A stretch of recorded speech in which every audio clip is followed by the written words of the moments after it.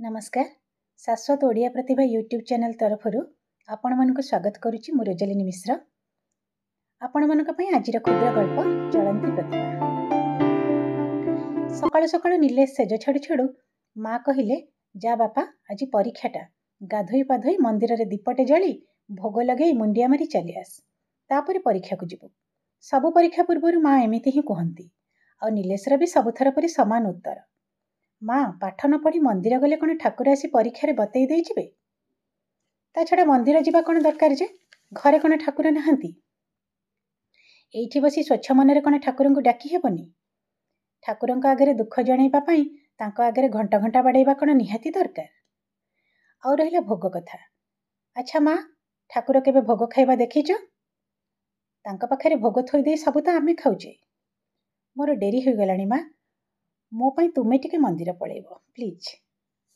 Balcony रे चा कपटे धरी बसी खबर कागज पढ़ु पढ़ु सब शुणती अनंत बाबू और चा रे चुस्कीटाए लगे उत्तर दियंती।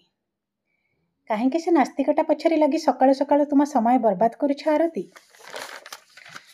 भक्ति कौन जोर जबरदस्त करी हुए? याते होची जनकर जनक प्रति आत्मार स्वीकारोक्ति और समर्पण भाव। किछि लाभ नहीं जन को ठेली ठेली मंदिर पठेइबारे। धन्य ए आजिकालिका पाठ पढ़ुआ छुआ। आज किंतु मना करि पारलनी नीलेश। आज तार नीट परीक्षा एटा द्वितीय चांस एकदम भल भाव प्रस्तुति पर्व सरी केजणी कहीं मनटा टिके दबिगला भलिया लगुच। पूर्व थरर विफलता मन को उद्विग्न कर दउछि बेले बेले। अगत्या विभिन्न फलमूल सज्जित भोग थाली सह दीपटिए धरी मंदिर बाहरी गला नीलेश। रास्तार देखाला रतनी मौसी। अरे नीलू बाबू की एई तो तुमरी घर आड़े जाउथली एबे। आउ कहीं जीवी माँ को टिके कहीदेव मो कथा। ए छुआटार देह खराब पाई मु आसी पारुनी काम को 2 दिन हब। माँ भी बड़ हैरान हेबेनी मो बिना। जर छाड़ीनी बोली काखुरु ओह्लाउनी छुआटा। रोगणा छुआटा को छाड़िकी जीवी भी कुआड़े? हे देखुन पाख छाड़ुनी बोली केमती काखरी लदी लदी जाउथली तुम घर आड़े। हौ मु जाउची माँ को टिके जणैदेव कथाटा। नीलेश चाहिला छुआर मुह को। छुआटी चाहिला भोग थालीर फलमूल को।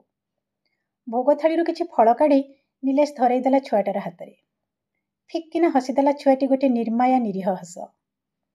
ता ओठरू जेमती झरीगला लक्ष्य अमृतर धारा और तत्क्षणात ताहा संचरित होईगला नीलेशर अंतर को। रतनी मौसी चलीगला। नीलेश मंदिर रे दीप जली मुंडिया मारी फेरिला घर को।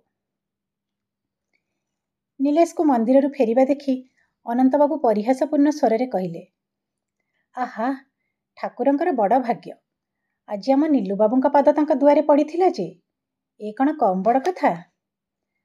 अच्छा बापा कहिलु ठाकुर तो निश्चय खुशी हो जाइथिबे तते एते दिन पर देखी और जाची जाची बर भी देइथिबे। बापांका कथारे हसीदेला नीलेश आउ कहिला हाँ बापा ठाकुर आज पूरा स्वदेहरे देखादेले मते। मु भोग लगे देइछि तांको आउ से मते चाहि फिक्किना सुंदरिया हसटे हसीदेले। मो पेट पुरीगला। मो भितर आत्मविश्वास पुणी उंकी मारिला।